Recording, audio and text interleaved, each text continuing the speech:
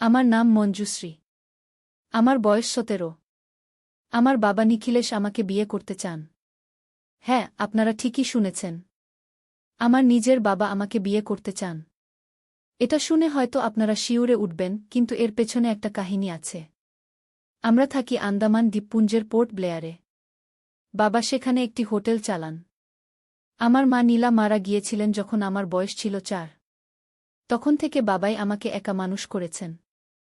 আমরা দুজন ছাড়া আমাদের আর কেউ নেই। গত মাসে আমরা হাভলক দ্বীপে গিয়েছিলাম বেড়াতে।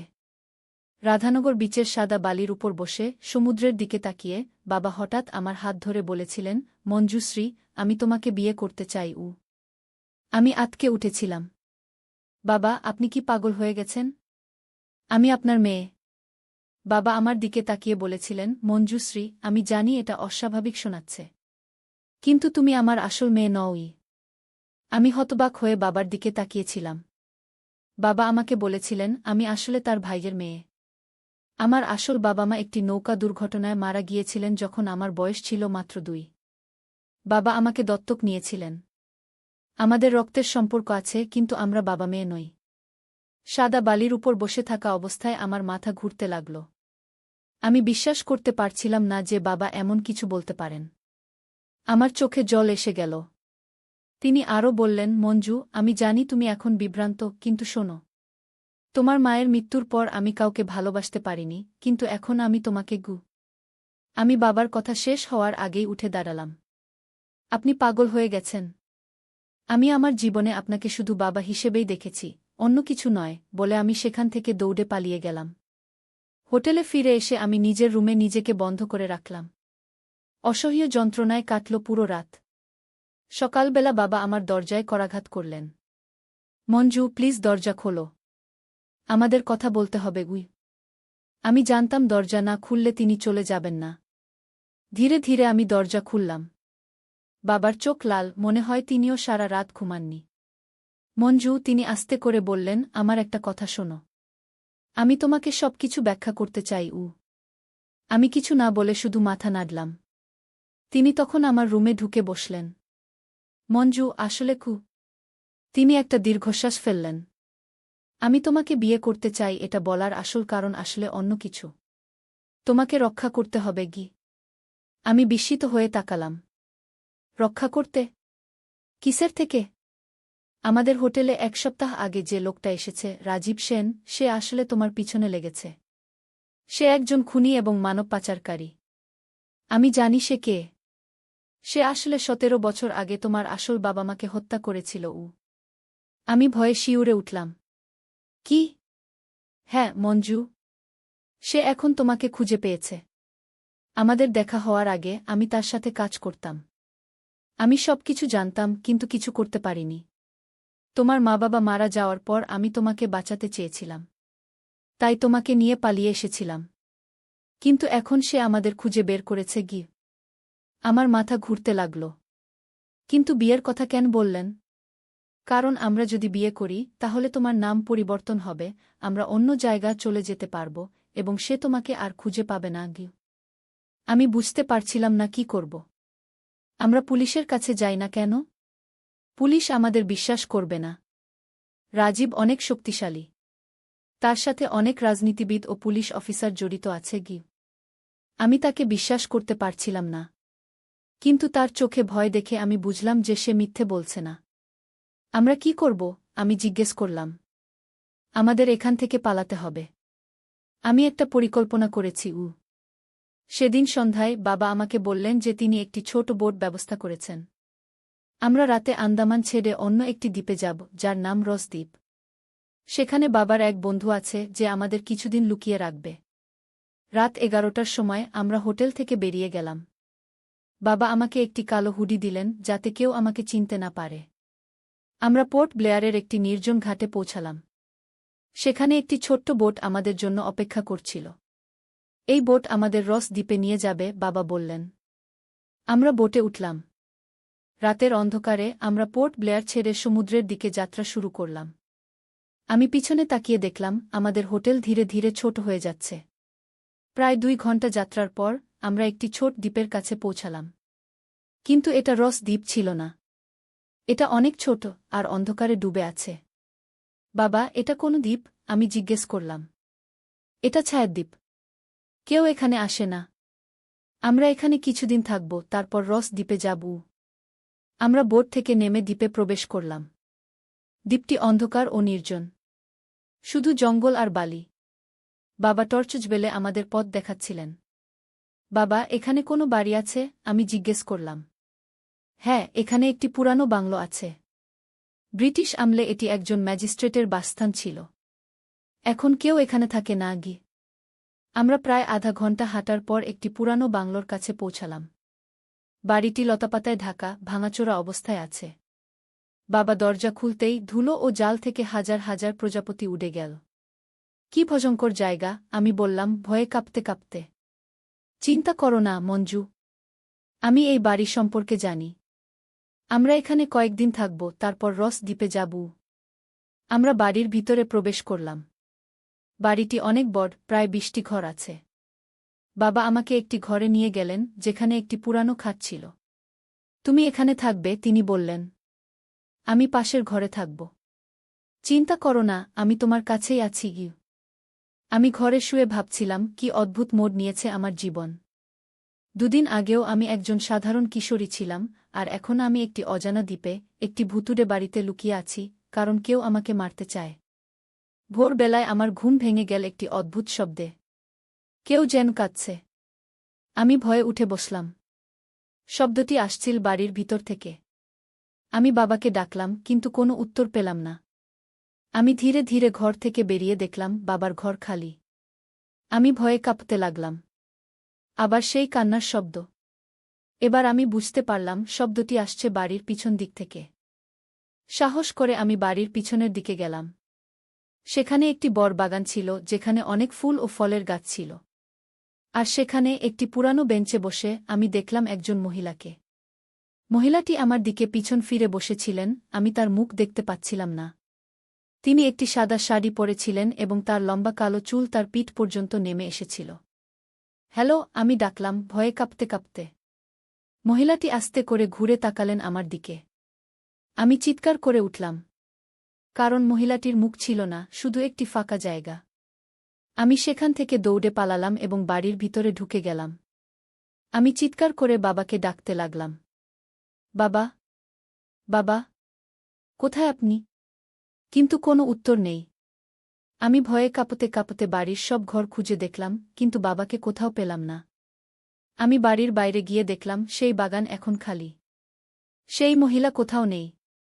আমি কি স্বপ্ন দেখছিলাম? আমি ভাবলাম হয়তো বাবা সমুদ্র তীরে গেছেন।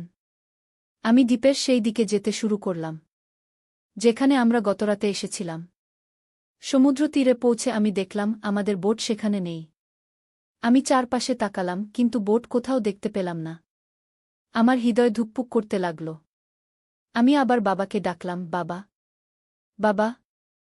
তখনই আমি লক্ষ্য করলাম সমুদ্র তীরে একটি কাগজ পড়ে আছে, একটি পাথর দিয়ে চাপা দেওয়া। আমি কাগজটি তুলে নিলাম। এটি একটি চিঠি, বাবার হাতের লেখা। প্রিয় মঞ্জু, আমি জানি তুমি ক্ষুব্ধ হবে, কিন্তু আমার আর কোনো উপায় ছিল না। আমি তোমাকে এখানে রেখে যাচ্ছি, তোমার নিরাপত্তার জন্য। আমি বোট নিয়ে চলে যাচ্ছি, যাতে রাজীব মনে করে যে আমরা বোটে করে অন্য কোথাও পালিয়ে গেছি। আমি তাকে আমার পিছনে লাগাব, যাতে সে তোমার কাছে না আসে। চিন্তা করো না, আমি তোমাকে এখানে ফেলে যাচ্ছি না। এই দ্বীপে রামচন্দ্র নামে একজন মাছ ধরা লোক থাকে। সে প্রতি সপ্তাহে এই দ্বীপে আসে। আমি তাকে জানি। তুমি তার কাছে যাও, সে তোমাকে সাহায্য করবে। আমি যত তাড়াতাড়ি সম্ভব তোমার কাছে ফিরে আসব। তোমাকে ভালোবাসি। আমি চিঠিটি পড়ে শিউরে উঠলাম। বাবা আমাকে এই অদ্ভুত দ্বীপে একা ফেলে চলে গেছেন? আমি বিশ্বাস করতে পারছিলাম না। কিন্তু আমার কাছে আর কোনো বিকল্প ছিল না। আমি বাড়িতে ফিরে যাওয়া ছাড়া আর কিছু করতে পারতাম না। আমি বাড়িতে ফিরে এসে দেখলাম বাবা কিছু খাবার ও জল রেখে গেছেন। সেগুলো খেয়ে আমি একটু শক্তি পেলাম। সারাদিন আমি বাড়ির ভিতরে অপেক্ষা করলাম কোনো শব্দ বা সেই মহিলার জন্য। কিন্তু কিছুই হল না। সন্ধ্যা নামার সাথে সাথে আমি ঘরে গিয়ে শুয়ে পড়লাম। আমি ক্লান্ত ছিলাম, ভয়ে ও দুশ্চিন্তায়। মাঝরাতে আমার ঘুম ভেঙে গেল একটি শব্দে। আমি উঠে বসলাম এবং আতঙ্কে চিৎকার করতে যাচ্ছিলাম, কিন্তু কেউ আমার মুখ চেপে ধরল। চুপ! চিৎকার করো না, একটি কণ্ঠ বলল আস্তে করে। আমি ভয়ে কাঁপতে লাগলাম। সেই ব্যক্তি আস্তে করে আমার মুখ থেকে হাত সরিয়ে নিল। আমি তোমাকে আঘাত করব না, সে বলল। আমি রাধিকা। আমি এই দ্বীপে থাকি। আমি টর্চ জ্বালিয়ে দেখলাম সে একটি মেয়ে, প্রায় আমার বয়সী। তার গায়ের রং তামাটে, চুল কালো এবং চোখ বড়বড়। তুমি কে? তুমি এখানে কি করছো? আমি জিজ্ঞেস করলাম। আমি বললাম না। আমি রাধিকা। আমি এই দ্বীপে থাকি। আমি তোমাকে সাহায্য করতে এসেছি। সাহায্য? তুমি কি সেই মাছ ধরা লোকের কথা বলছ? রামচন্দ্র? রাধিকা হাসল। না, রামচন্দ্র আমার বাবা। আমি তোমাকে দেখেছিলাম যখন তুমি সমুদ্র তীরে ছিলে। আমি বাবাকে বলেছি তোমার কথা। আমরা তোমাকে সাহায্য করতে চাই। আমি বিশ্বাস করতে পারছিলাম না। আমি একা নই এই দ্বীপে। এটা একটা রিলিফ ছিল। তোমার বাবা কোথায়? আমি জিজ্ঞেস করলাম। তিনি বাড়িতে আছেন। আমাদের বাড়ি এই দ্বীপের অন্য পাশে। এসো, আমি তোমাকে নিয়ে যাব। আমি রাধিকার সাথে বাড়ি থেকে বেরিয়ে গেলাম। রাতে দ্বীপটি আরও ভয়ঙ্কর লাগছিল। চারপাশে শুধু জঙ্গল আর অন্ধকার। আমরা প্রায় আধা ঘণ্টা হাঁটার পর একটি ছোট কুটিরে পৌঁছালাম। এটি একটি সাধারণ বাড়ি, বাঁশ ও খড় দিয়ে তৈরি। রাধিকা দরজা খুলতেই আমি দেখলাম একজন বয়স্ক লোক বসে আছেন। তিনি প্রায় 60 বছর বয়সী, দাড়িগোঁফ পাকা এবং গায়ের রং কালো। বাবা, এই সেই মেয়ে যার কথা আমি আপনাকে বলেছিলাম, রাধিকা বলল। রামচন্দ্র আমার দিকে তাকিয়ে হাসলেন। স্বাগতম, মা। আমি রামচন্দ্র। তুমি এখানে নিরাপদ আছো? আমি তাকে ধন্যবাদ জানালাম। তারপর আমি তাদের বললাম আমার গল্প, কিভাবে আমি এই দ্বীপে এসেছি এবং কেন আমার বাবা আমাকে এখানে রেখে গেছেন। রামচন্দ্র গম্ভীর হয়ে গেলেন। তো তুমি নিখিলেশের মেয়ে? আমি তাকে চিনি। সে প্রায় এই দ্বীপে আসে। আপনি তাকে চেনেন? আমি অবাক হয়ে জিজ্ঞেস করলাম। হ্যাঁ, আমি তাকে চিনি। সে আমার কাছ থেকে মাছ কেনে তার হোটেলের জন্য। কিন্তু মঞ্জু? তিনি আমার দিকে সন্দেহজনক দৃষ্টিতে তাকালেন। তোমার বাবা তোমাকে সব সত্য বলেনি? আমি তার দিকে তাকালাম, বিস্মিত হয়ে। কি মানে? রাজীব সেন সম্পর্কে যা বলেছে তা সত্য নয়। রাজীব সেন কোনো খুনি বা মানব পাচারকারী নয়। সে একজন সিবিআই অফিসার। আমার মাথা ঘুরতে লাগল। CBI officer? কিন্তু বাবা বলেছিলেন। তোমার বাবা মিথ্যা বলেছে। রামচন্দ্র আমার কথা শেষ করলেন। নিখিলেশ এবং রাজীব একসাথে কলেজে পড়াশোনা করেছিল। তারপর রাজীব সিবিআইয়ে যোগ দেয়া আর নিখিলেশ ব্যবসা শুরু করে। কিন্তু নিখিলেশ শুধু হোটেল চালায় না। তাহলে সে কি করে? আমি জিজ্ঞেস করলাম, ভয়ে কাঁপতে কাঁপতে। সে ড্রাগ পাচার করে, রামচন্দ্র বললেন। সে তার হোটেলকে একটি কভার হিসেবে ব্যবহার করে। আন্দামান থেকে মিয়ানমার এবং মালয়েশিয়া পর্যন্ত তার একটি বড় নেটওয়ার্ক আছে। রাজীব গত 2 বছর ধরে তার পিছনে লেগেছে। এবং এখন সে সাক্ষ্য প্রমাণ সংগ্রহ করেছে নিখিলেশের বিরুদ্ধে মামলা করার জন্য। আমি অবাক হয়ে রামচন্দ্রের দিকে তাকালাম। আপনি কিভাবে এসব জানেন? আমি শুধু একজন মাছ ধরা মানুষ নই, মা, তিনি হাসলেন। আমি আসলে একজন সাবেক পুলিশ অফিসার, যে এখন গোয়েন্দা হিসেবে কাজ করে। আমি রাজীবের সহকর্মী। এসব তথ্য আমার পক্ষে সহজে গ্রহণ করা কঠিন ছিল। আমি বিশ্বাস করতে পারছিলাম না যে আমার বাবা একজন ড্রাগ পাচারকারী। কিন্তু বাবা বলেছিলেন আমি তার আসল মেয়ে নই। আমি তার ভাইজের মেয়ে। রামচন্দ্র মাথা নাড়লেন। না, মঞ্জু। তুমি তার আসল মেয়ে। কিন্তু তোমার মা তোমার জন্মের সময় মারা যাননি। তিনি মারা গেছিলেন 4 বছর আগে একটি কার দুর্ঘটনা, যা ঘটিয়েছিল নিখিলেশ নিজেই। আমি আঁতকে উঠলাম। কি? হ্যাঁ, তোমার মা নীলা জানতে পেরেছিলেন নিখিলেশের অবৈধ কার্যকলাপ সম্পর্কে এবং তিনি পুলিশে খবর দিতে যাচ্ছিলেন। নিখিলেশ তাকে থামাতে চেয়েছিল কিন্তু সে পারেনি। তখন সে তোমার মায়ের গাড়িতে টেম্পারিং করে। একটি দুর্ঘটনা ঘটে এবং তোমার মা মারা যান। আমার চোখে অশ্রু আসতে লাগল। এটা সত্য হতে পারে না। আমি জানি এটা শোনা কঠিন, রাধিকা আমার হাত ধরে বলল। কিন্তু এটাই সত্য। আমি এক মুহূর্তের জন্য চুপ করে রইলাম। আমার জীবন যেন ওলটপালট হয়ে গেছে। আমি যাকে চিনতাম সে আসলে একজন অপরাধী, একজন খুনি। তাহলে এখন আমি কি করব? আমি জিজ্ঞেস করলাম। নিখিলেশ হয়তো ফিরে আসবে তোমাকে নিতে, রামচন্দ্র বললেন। আমাদের তোমাকে এখান থেকে সরিয়ে নিতে হবে। আমি এখনই রাজীবকে খবর দেব। সে একটি দল পাঠাবে তোমাকে নিয়ে যাওয়ার জন্য। সেই রাতে আমি রাধিকার ঘরে শুয়ে ভাবছিলাম আমার জীবন সম্পর্কে। আমি কত কিছু জানতাম না। আমি ভাবছিলাম, আমার বাবা কি সত্যিই আমার মাকে মেরেছিল? আমি কি কখনো আসল সত্য জানতে পারব? পরের দিন সকালে রামচন্দ্র আমাকে ডেকে তুললেন। মঞ্জু, উঠো। আমাদের যেতে হবে। রাজীব একটি হেলিকপ্টার পাঠিয়েছে। তারা 1 ঘন্টার মধ্যে এখানে পৌঁছাবে। আমি উঠে তৈরি হলাম। রাধিকা আমাকে কিছু জামাকাপড় দিল, কারণ আমার সাথে কিছুই ছিল না। আমরা বাড়ি থেকে বেরিয়ে দ্বীপের উত্তর দিকে যেতে শুরু করলাম, যেখানে একটি ছোট খোলা জায়গা ছিল যেখানে হেলিকপ্টার নামতে পারে।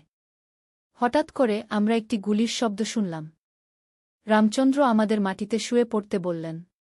কি হচ্ছে? আমি জিজ্ঞেস করলাম, ভয়ে কাঁপতে কাঁপতে। মনে হয় নিখিলেশ ফিরে এসেছে, রামচন্দ্র বললেন। রাধিকা, তুমি মঞ্জুকে নিয়ে এখান থেকে পালাও। গুহায় যাও। আমি তাদের আটকাবো। রাধিকা আমার হাত ধরে টেনে নিয়ে গেল। আমরা জঙ্গলের ভিতর দিয়ে দৌড়াতে লাগলাম। আমি পিছনে আরও কয়েকটি গুলির শব্দ শুনতে পেলাম। আমার চোখে অশ্রু আসতে লাগল। আমি ভাবছিলাম রামচন্দ্রের কি হবে। আমরা প্রায় 10 মিনিট দৌড়ানোর পর একটি পাহাড়ের কাছে পৌঁছালাম। পাহাড়ের গায়ে ছিল একটি গুহার মুখ। এখানে আমরা নিরাপদ থাকব, রাধিকা বলল। এই গুহা অনেক গভীর। আমরা এখানে লুকিয়ে থাকব যতক্ষণ না রাজীব আসে। আমরা গুহার ভিতরে প্রবেশ করলাম। রাধিকার কাছে একটি টর্চ ছিল, যা সে জ্বালিয়ে দিল। গুহাটি অনেক বড় ছিল এবং ভিতরে অনেক পথ ছিল। এই গুহা কি? আমি জিজ্ঞেস করলাম। এটি একটি প্রাচীন গুহা, রাধিকা বলল। ইতিহাসবিদদের মতে এখানে একসময় জারাওয়া উপজাতির লোকেরা থাকত। তারা ব্রিটিশদের থেকে লুকিয়ে থাকত এখানে। আমরা গুহার ভিতরে আরও গভীরে গেলাম। পথে আমরা দেখলাম পাথরের দেয়ালে অনেক চিত্র আঁকা আছে। এগুলো প্রাগৈতিহাসিক চিত্র যা জারাওয়া উপজাতির লোকেরা এঁকেছিল। রাধিকা, তুমি কতদিন ধরে এই দ্বীপে আছো? আমি জিজ্ঞেস করলাম। আমি এখানে জন্মেছি, সে উত্তর দিল। আমার বাবা এখানে 20 বছর ধরে আছেন। তিনি আমার মায়ের সাথে এখানে এসেছিলেন যখন তিনি গোয়েন্দা হিসেবে একটি মিশনে ছিলেন। তারপর তারা এখানেই থেকে গেলেন। আমার মা গত বছর মারা গেছেন বার্ড ফ্লুতে। আমরা প্রায় আধা ঘন্টা গুহার ভিতরে ছিলাম। তারপর আমরা হেলিকপ্টারের শব্দ শুনতে পেলাম। এটা হয়তো রাজীব, রাধিকা বলল। চলো বাইরে যাই। আমরা গুহা থেকে বেরিয়ে এলাম এবং দেখলাম আকাশে একটি হেলিকপ্টার ঘুরছে।